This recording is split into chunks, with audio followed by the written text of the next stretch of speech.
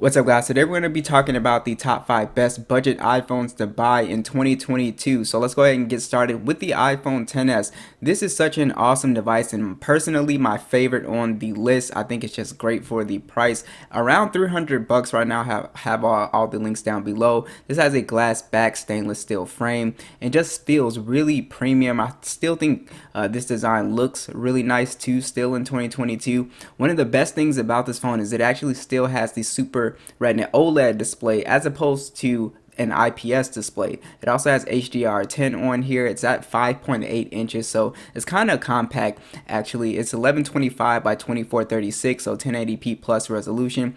458 for the PPI. It's just a very nice display, great colors and great resolution, very sharp display. So that is one of my favorite things about this phone at this price point. This phone does run iOS 15.3, the latest version, and I see this phone getting updates at least for another 3 to 4 years still. This phone does have the Apple A12 chip. That's also another highlight with this phone. Just awesome performance. This phone can really just play any game that you throw at it. It's very fast on iOS 15. With multitasking, and you just don't see a lot of lag and stutter with this phone, which I was really impressed with.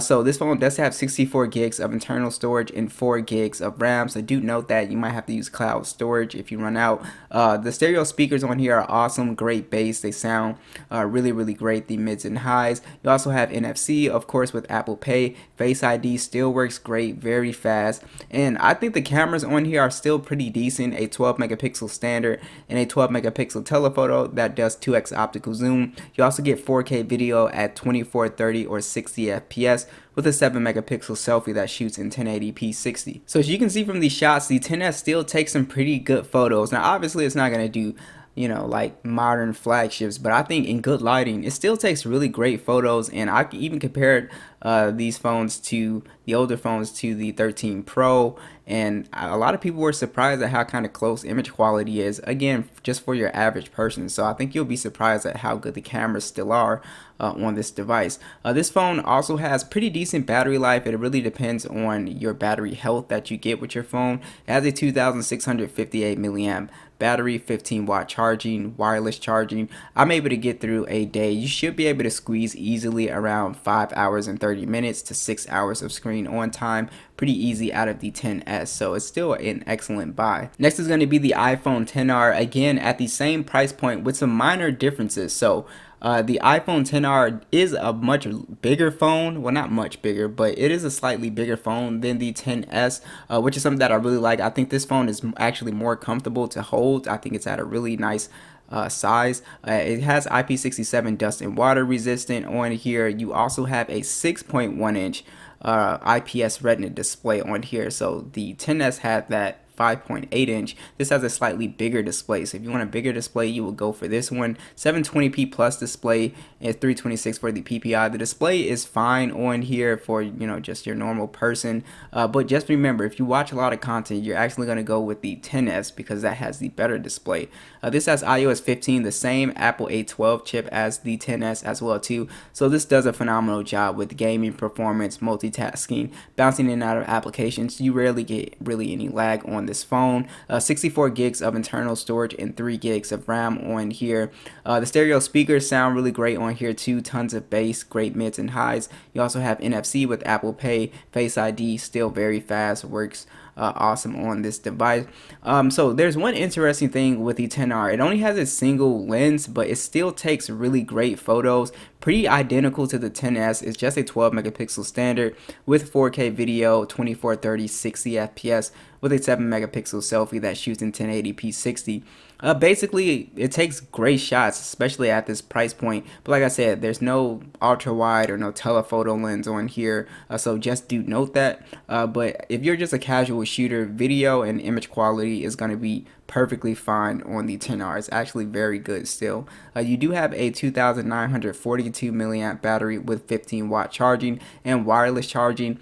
So this has slightly better battery life than the XS actually. So battery life is actually pretty good on this device. So the XR is still an excellent buy in 2022 as well. Next is going to be the iPhone SE 2020. This is an excellent device. You can find these for a little bit under 300 bucks actually, and I actually really love this device for one specific reason. But this phone pretty much has the iPhone 8 design, essentially aluminum frame, IP67 dust and water resistant, and this is the go-to phone for anybody who hates big phones and you want a small phone. This is definitely one of the best that you can actually get right now.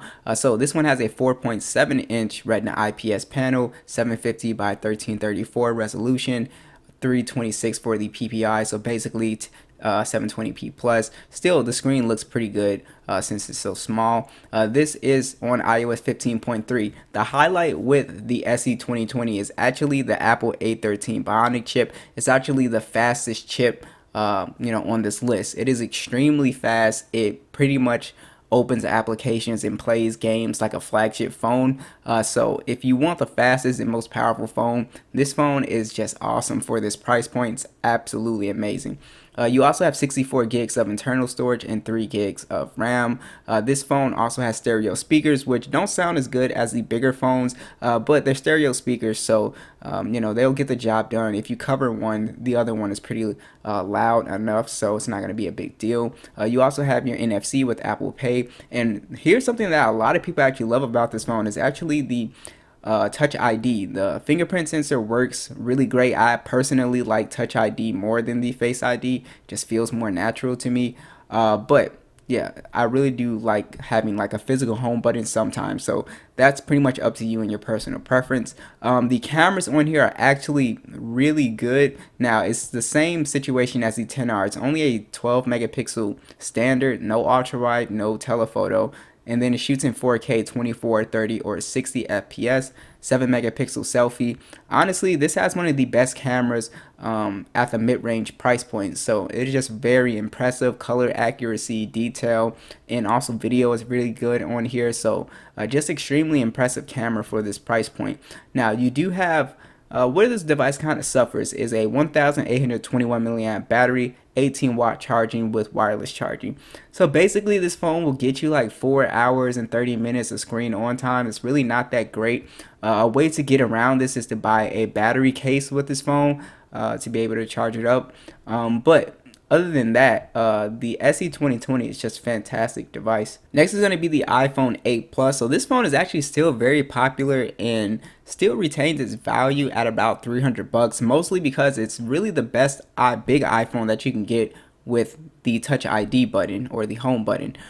So it's still a great buy. Aluminum frame, IP67 dust and water resistant, a 5.5-inch 1080p IPS panel on here, 401 for the PPI. It's a very nice panel, and again, one of the benefits with these older iPhone screens is that they actually don't have a notch. So if you hate having notches, you'll really like this phone as well. You do have the iOS 15.3, the Apple A11 chip. This phone runs pretty smooth for the most part. I've never really had performance problems with this phone. Again, it's not going to do as well as gaming as that 10R and 10s, but it does do a pretty good job. So if you're a casual gamer, pretty much anything that I threw at it I was able to play. You just won't be able to max the graphics out. You do have 64 gigs of internal storage and 3 gigs of RAM on here. Stereo speakers actually sound really good. A lot of bass, good mids and highs on here. And like I said, the real selling point with this phone is the reason why everybody buys it is for the home button and the Touch ID on a bigger screen. So just keep that in mind if you're a big fan of that. Also, image quality was surprisingly pretty good on this device. You have a dual camera setup, a 12 megapixel standard, and then a 12 megapixel telephoto at 2x optical zoom, 4K video, 2430 and 60 FPS with a 7 megapixel selfie that shoots in 1080p 30. I was really surprised at how the images came out. I thought the images had some really good natural colors, really good detail. The 2x optical zoom did a really great job with taking like these really nice portrait shots as well too. So I was pretty impressed with the 8 Plus camera and the video as well too. So the 8 Plus actually takes really good battery life. It has a 2691 milliamp battery, 15-watt charging, wireless charging. I did a drain test. I was able to get around 6 hours of screen on time with this device. So I was extremely impressed with it. So if you have pretty decent battery health, and that was with I believe like 80 something battery health. This phone is still going to do a pretty good job at battery life. And last is going to be the iPhone 11. And just as I suspected, this phone came down in price pretty well in the used refurbished marketplace. You can actually pick these up for around 350 bucks. And I would try to go on eBay for this one because sometimes Amazon will hike the price up. But you should pay around 4 to 350 bucks if you want a pretty good condition one. The iPhone 11 is a very good device, aluminum frame, glass back, IP68, dust and water resistant. Again, love the design on here. You also have a 6.1 inch IPS display, pretty much the same display in the 10R. It's a 720p plus display, 326 for the PPI, and it's a pretty decent display for most people. It's fine. You also have iOS 15 on here. This phone, the highlight is really the chip. The Apple A13 chip is extremely powerful. Same chip in the SE 2020. This phone really just does not lag at all. It is very fast when playing video games, so you can pretty much play anything at high settings. So it's just a joy to use as far as speed and multitasking wise. This phone also has 64 gigs of internal storage and 4 gigs of RAM on here. And you also have all of your little bells and whistles. Face ID is on here. The stereo speakers sound great, really full, great bass quality, good mids and highs. Apple Pay is on here. Now, the highlight really with the iPhone 11 is that it has pretty much the best camera on this list because it has the 12 megapixel standard and then the 12 megapixel ultra wide. This is the only phone on this list with an ultra wide, which is, in my opinion, the best secondary camera you can have. And then you have 4K video at 24, 30, 60 FPS, along with a 12 megapixel selfie cam that shoots in also 4K, 24, 30, or 60 FPS. So one of the best cameras that you can get at this price point here, especially if you're looking for an iPhone here. Just great image quality overall, great dynamic range, pretty good low light on here. Ultra wide is very close to the main lens. Video is awesome on here. So this is just a great camera phone. So if you're really concerned about getting the best value for your money as far as like image quality wise, you would go with this device. Battery life on here is okay. It's a 3110 milliamp battery, 18 watt charging, wireless charging as well.